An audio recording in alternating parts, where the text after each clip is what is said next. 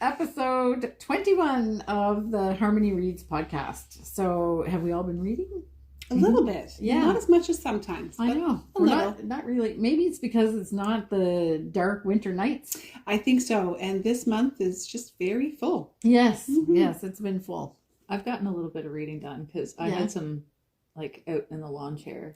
Yeah. That's right. For Simone, this time of year becomes her backyard reading. Yes. Yes. Yeah. I don't venture out until it gets above 10. Yeah.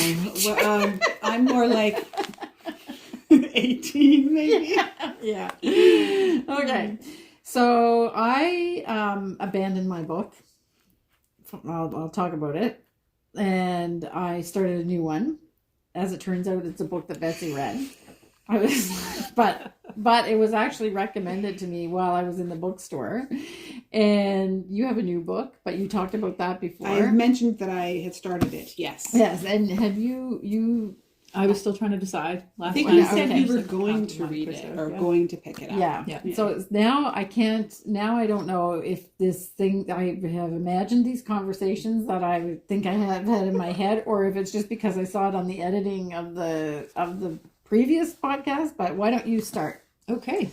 So I started North and South by Elizabeth Gaskell. It's slimmer than I expected Yep. because the movie was long. Okay. Yeah. It's funny, actually. Now that I'm reading it, little bits have come back to me. So I watched a mini series. Yeah. It was a mini series. Yeah. Forever ago. And I really enjoyed it. But I've forgotten all about the story. So now that I'm reading it, little bits and pieces are coming back. Right. So I do enjoy it. I think it's interesting that they made in the old days. They made a mini series out of a book that this big, and now when you have big huge books, it ends up being it's a movie. Well, now it would be a series again because of streaming. Yes, but it just shows you how much detail is cut out of a book. So much for some. Yeah, exactly.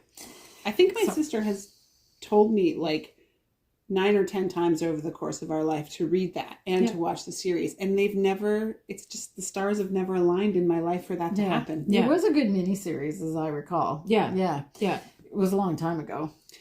Betsy might not have been. I don't remember. It's just funny because I've seen and read them all. It had to be in the 90s, I think, was it? Okay. I think it was in the 90s. Yeah, because there was a big resurgence of like classic books being translated. When was this written? Let's find out. They did a couple of movies in that vein during that time period too. Right. Because I'm thinking it was the 90s. Well, The Importance of Being Earnest is one that comes to mind. An Ideal Husband comes to mind. With like Hugh. What was his name? Before 1865, anyway.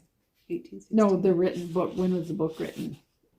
Not before. It was written before 1865? No. Yeah, Elizabeth Gaskell, 1810 to 1865. Oh. Yeah, this is a classic book. Yeah. Oh, okay. Yeah, I didn't even know. Kind of like in that, not Jane Austen's a little earlier, I think. Yeah. But it's still kind of in the same vein. Yeah. Oh, okay. So, no, I didn't realize that it was a classic book. Yeah. Excuse me. For the ones I just mentioned, I don't think are. I think they were just movies in the 90s. Right. Yeah. Oh, okay. So the book starts out in England, in the south of England, and the family is kind of the genteel sort. Right. So her father is a clergyman, and he decides to leave the church, and they move north. And north is the industrial district. And life is very different because the ways people do things, their mannerisms have completely changed. So they're stepping outside of the social class that they grew up in to something that they're completely unfamiliar with. Okay. And they're coming across other types of people that they never would have rubbed shoulders with before. So it's a really interesting kind of book of parallels and contrasts. I'm enjoying it for that fact. The father character, I don't love the father character. He's not a book friend? So I just have to stop. Insipid. I just have to stop you here because I was completely on the wrong track. You were thinking like Civil War. Yes. Oh, you were thinking like Little Women era. North and South. Oh, But is that the blue and the gray, or didn't they call that Battle of the miniseries? North. there is, yes, I know which, and yes, I have seen that one, but I have not seen this one. However, I knew what she was talking about. No, Yes. I was completely. So I was I've like, seen they the look series. a little old fashioned the way I've that they seen were. the series you're talking about. Yes, yeah, it with was Civil called War. North and Yes, South, it wasn't was. it? Yes, Yeah. it is. Okay, so yeah. I was totally confused, and then when you said 1865, I was like, the Civil War was it wasn't finished yet? No, so this is set over in England. Oh, Yes. oh, okay. So I was completely on the wrong track. But I know why you were. Anyway. Yeah. So it's a good book. I'm enjoying it, and it's the perfect lawn chair read. I tend to like my heavier books whenever the weather is really nice, because when you're sitting in the sun, nothing seems too oppressive. So is this more oppressive of the classes, but not a war? No war yet. No war yet. No, I don't know if it happens. I don't think it moves into. No, I don't think it does either. It's more dealing with like the Industrial Revolution, and how it changed people's lives. So they moved into the industrial district, and the main character is kind of rubbing shoulders with the highfalutin industrialists, because one of the main characters, he goes to her father for tutoring, because that's why he leaves the clergy and he decides to become just a gentleman's tutor. Oh, okay. So that's kind of his role there. But anyway, she comes into contact with Mr. Thornton, and he's one of the main industrialists. And this also brings her into contact with the workers in the mill. And right now there's a strike. So she's actually kind of barricaded in his house with his mother, and they're trying to break down the doors into the factory, because the industrialists refuse to give them better pay and working conditions. Okay. So yeah, it's an interesting book. It's definitely not light. Yeah. Like there's some pretty heavy subject matter, and I can see it getting a little heavier, because there's little threads throughout the book. Like there's a character that she becomes friends with that I can't see it going well. You know what I mean? Like this person has worked in the cotton mills. She's got lung damage, and at this point in time, I don't see her recovering. I was going to say, and we know that healthcare for someone in that time period of that social economic status wouldn't have been real great. No. Yeah. So it is heavy, but it is is a good. Yeah, of it's course, very it's well a classic. written. Yeah, then. And it's not the classic I thought. It's a slightly more classical classic. Yeah. The language is not difficult to read either, so it's fluid, and if I could stay awake long enough to read more than 10 pages at once, it would be really good. Not due to the book, just due to the very full April. That, and whenever I get warm, I get sleepy. So wake up later with a book like this. And That's because you get up too early. That's all that is. Anyway, it has been kind of a whirlwind lately, but okay. So I was on completely the wrong. In fact, when you said, because I was yelling out to Simone while I was doing the agenda about what we were going to talk today, and when you said Elizabeth Gaskell, I was like, I'm pretty sure that's not the author. Who's that? I haven't even heard of her. Anyway, so that's what happens when you watch too much TV and don't read enough books. Your realities becomes blurred. Anyway, so my book is a book that I went to the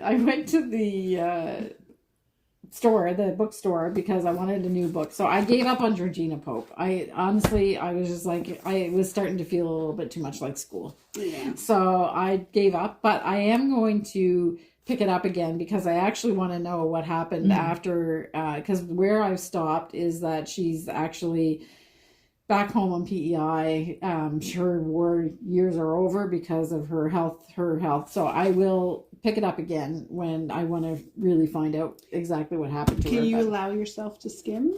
Yeah, I Okay, think that's yeah. probably what I'll do. Yeah. I haven't read the last pages because I'm pretty sure that that's not going to answer my question. Okay. But I will find out Yeah, what happened sometimes to I'll her. just like kind of, if I have a specific question I want answered, Yeah. I'll just skim through Yes, to find and the answer. Lord knows there's a footnote on it that I'll be Okay. able to find somewhere. So not because, and I feel like I'm kind of betraying Georgina Pope because she's definitely worthy of reading her story, but it's just too much like a school book. Okay. It's not entertainment at this point, even a little bit. So but on that note though, it's, everything happens for a reason. Somebody, there was a person that commented on the discussion from last time and made a suggestion about looking up about Vera Brittain, who the BBC made a movie called Testament of Youth, which was based on her memoir that she did of her First World War nursing career. And I want to thank you so much for that because I'd never heard of her. And she seems like she's had an amazing life, and she was a writer that wrote a lot of books. So I actually want to read more, but I don't want to. I actually am not reading her book right now because I didn't want to. People are going to start to think that I'm living in 1918, like I just read World War I. Yeah. So, but the movie was really well done, and I recommended it right away to my mom to watch. And she just seems like a fascinating person that I've never heard of before. Mm-hmm. And apparently her books are read in the school system in the UK because she's like, that's part of their reading curriculum. Okay. So I had totaled off to the bookstore to find a book that was going to be something completely different. And I wasn't in the bookstore for more than 5 minutes. And one of the people that worked there came up to me because I was standing in front of a rack of books, like when they suggest their books. And I was looking, and Leslie Crew had more than one on it. Nice. I don't know if maybe Leslie Crew is having a moment right now, maybe, since we've been talking about her for months. Anyway, the woman said, I was looking at this book, The Homecoming, just because I love the cover. Mm. And she said, you read that book. She said, it's really excellent. And I was like, The Homecoming, Kate Morton. Why does people I think somebody suggested that we read this one and whatever. I was like mumbling to myself in my head. And so I bought it because she said it's just great. So and then I asked Betsy, I said, Betsy, did you read a Kate Morton book? And she said, yes. And it was this one. So, but we were just discussing before we started to record, you read it when you were reading a pile of books. It was so good. I enjoyed it so much that it was one of the ones that I burned through like between recordings. Oh, okay. It didn't last more than I started this book, I finished this book all in one kind of thing. Okay. And yes, I think it was in the midst of a stack of a few. So yes. I think I read it right either before or after I had reread The 13th Tale. I think it was right around that. Yeah, time. I think that's and I was right. more focused on talking about that one, I think, than I did this one. Anyway, so I'm reading it now, and I'm about a quarter of the way through. So it's got an intriguing story because it starts in 1959 or 58, and then you're into the modern time. And I think that was one of the things that you said, that it skips back and forth. You're going to go back and forth. It goes back and forth, but it doesn't go back and forth very often. No, just... So it kind of sticks to the present and then goes back. It's mostly in the... No, I can't even say it's mostly in the present. No. I'm just at the point where I'm trying to figure out who the grandmother is. It doesn't skip evenly, is what I'll say. So, like, you'll get larger chunks of each time period at different times and shorter chunks. And, Yeah. So, at first, when I started reading it, I thought the book took place in 1959 because the story that you're given at the very beginning is pretty intriguing. You want to know what happened. Well, and some of the past will be presented in memoir form. Some is like she actually takes you back there and starts writing narrative from that. Some of it is questions your main character asks of people that she learns about more details. So it's kind of intermingled to the two time periods. I would say as far as I am right now, so I'm 120 pages in, is that it's still a bit confusing.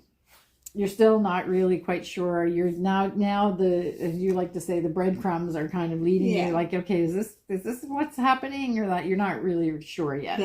She's Kate Morton's good at that, keeping it that way for a good long ways, and that's why I like it. Yeah. Okay. So I've just started that, and it's great so far, but I can't really say anything because there's something that happened in 1959, and now something's happening in the present, but I can't say, because I wouldn't want to give you a hint. It's because I actually don't know what's going on. Okay. Because I was going to say, I maybe the reason we didn't hear a whole lot about it is because I felt you can't say too much without spoiling things. So, but Kim is not quite as held close as I am about books. No, I'm gonna so as soon as she knows what's going on, she'll let you know. Yeah.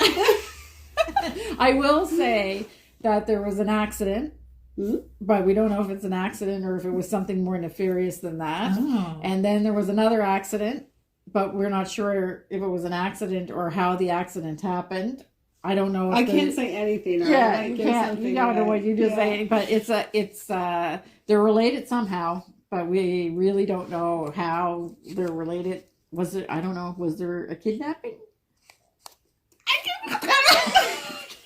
That's going to explode. I really can't say anything. No, I don't want you to say even anything. you saying the word related, like things are going to intermingle and get attached in ways that you just aren't even going to. Yeah, it's all. She's very good at details and everything mattering. Yeah. So it's all matters. I'm reading and I'm like, okay, so this is a lot of detail, but how come I still don't know? Because it all matters. It all matters. It all matters. Okay. Anyway. All right. Even down to the caretaker. It all matters. I can't say anything more. Okay. Anyway, it's intriguing, and well, you're immersed in it for sure because you're trying to like, what the heck is going on? Mm-hmm. Anyway, so it's a good book, but I'm sorry to the viewers that I've actually picked another book, but it was that woman was going to leave me the bookstore unless I had it because she was like really recommending it. Nice. So anyway, so that's good. So I'm pretty sure it's going to be great. Yeah, but you can tell them where you are in the world. You didn't share that. Yeah, so she's well, I'm in Australia. Yeah. So it goes back and forth between Australia and London. Yeah. Yeah. So that's where I'm not sure how much back and forth it's mainly in Australia, and you'll probably if she's in Australia now, you'll stay there. For mainly the remainder of the story. Apparently, the woman at the bookstore told me that the Kate Morton actually went back to Australia during the pandemic, and that's when she wrote this book. Oh, okay.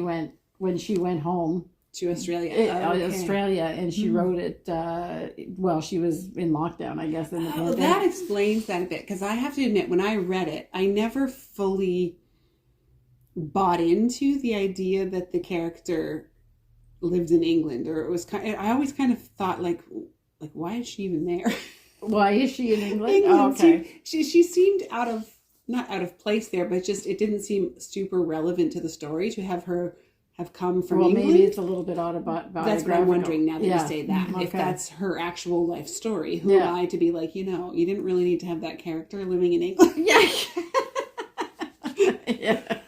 But yeah, that makes Yeah, okay. So that's what the girl at the bookstore told me. Yeah, nice. So I got the scoop. Okay, so that's all I actually have to say about that. And I am into The Birth House by Amy McKay. Yeah, I'm really interested to hear what this is about. You actually might be interested in this one. It's a really good book. You've read it too? Yes. Yeah. Oh, okay. So in Nova Scotia, that seems to be my theme for this year. I keep landing in Nova Scotia. Right. Not Cape Breton. I think we're closer to the Bay of Fundy. Fundy, yeah. Okay. Scots Bay, I think, is where she is. We're the turn of the... I always get my 18th, 19th centuries. It's close, early 1900s. Okay. Is what's happening. I think it starts out by saying this is her house. Her dad built it for her in 1917. Yeah. So she is the assistant to a local midwife who is has come up, I believe, from New Orleans. Does that make sense? So the midwife is Acadian, had been displaced, but then has come back. Okay, yeah. Her family had been displaced, and then she has come back to her area that she had lived in as a child. But she's a very earth mother midwife. So times are starting to change. We're starting to move. Modern medicine is making some changes in the world, but maybe not touching some of these more recluse back villages. Right. But it's starting to stick its fingers in there. Okay. So she, who has been highly trusted and highly respected and by the women for what she does. So she's allowed to be their medical care and help them birth, but there's a bit of a sort of a witch kind of thing around her. Okay. So she's wanted and accepted when she's needed, but kind of lives separate still from the village. So are they trying to discredit her in order to get the townspeople are not. Oh, okay. So they're okay. However, a modern medicine doctor has moved in not too far. So they go down the mountain or down through the valley or something of that sort to a larger urban area. And so modern science has now come in. So he's trying to convince the ladies of this valley that this is ridiculous. You don't have to do birth like that. Yeah. I can make all the pain go away. Okay. I can just, we can do this in a much cleaner, safer, sterile environment. Yes, funny how things come. Yeah, so they're just moving towards this sort of idea. The modern medicine. Yeah. So the young girl that the story is about is kind of the assistant to this Miss Babineau lady who is the midwife, and she's essentially being trained to be the midwife, and I think she's going to become the midwife. So it's the back and forth conflict between this doctor coming in and trying to tell them that they need to come to his facility to have their babies there. It's not safe to have them at home, but the women still really wanting to embrace what they've always known. And this idea of even just sort of men entering into the birthing process is kind of like, what? Like, we've been doing this for centuries. Why do we suddenly need a man to come in and remove these babies from us? Well, it's kind of, I watched the whole series of Call the Midwife, and the same kind of thing. Like kind they just, all of a sudden, that they... Now, just to clarify here, I am not against modern medicine when it comes to birth. There are definitely certain things that have been very beneficial, and there are times when that is exactly what you need. So I try to stay somewhere in the middle and allow the women to know a bit with information from their midwife or their doctor, whoever, anyway, to make their own decisions. But this is just like, this wasn't even an option at that time. It's just starting to come into the world. Well, obviously none of us were around then, and definitely I had no idea because I don't even have any kids. But in Call the Midwife, it seemed to be kind of a bit overbearing and paternalistic, the way that it was like, you guys have done everything wrong. Yes. And this is, how could you even think that this wouldn't be better? Yeah, absolutely. And I think even so, when I had my babies, 16 years ago now was my first one, it was just a new thing that midwives were allowed to practice in the city that I was in. Right. And that you didn't have to go to a hospital for birth if you didn't want to. That was your choice. And that was, we're just talking 16 years ago. Yeah. And I don't even think it is everywhere still. No, I don't think so. Yeah. So there was just a big thing about that here in PEI just like a couple years ago. Yeah. Because I mean, midwifing on the island is not really an accepted thing. Okay. There have been people, campaigning for it for a really long time, because I know like my oldest is in her 20s and they were campaigning then. Okay. So I'm not sure. I'm not up on it anymore because my youngest is going to be 15. Yeah. So I mean, I'm kind of out of the loop, but it's kind of a touchy subject here in PEI. I think it's kind of a touchy subject anywhere. And I can just speak to my experience. So I did have a midwife. However, you did? Yeah. Did you have your babies at home? I did not. Oh, okay. Which up until fairly close to the end, I thought I would. Yeah. But I'm actually very glad in the end I did not, because I ended up with some complications. Oh, okay. And that's the thing, right? Yeah. That's where the challenge comes in.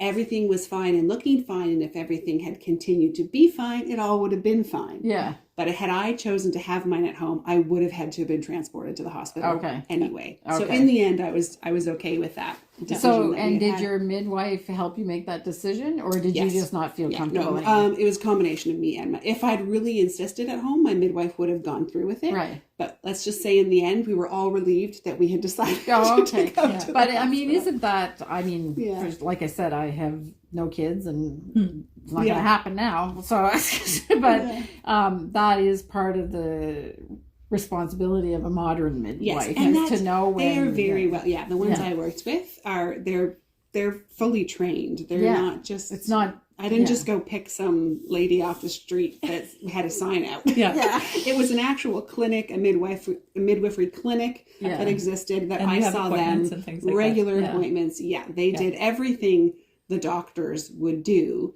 It was just in it was in a big, beautiful old Victorian house and like just a gentler, softer atmosphere to it all that I greatly appreciated. So, But anyway, so this is just the beginning of this even moving away from that to the introduction of modern medicine and kind of what's going to happen to this girl as she's being trained up for this. She's even kind of going, yes, she wants to do this. Yes, she's interested, but she's recognizing that she might be too late. The world may not.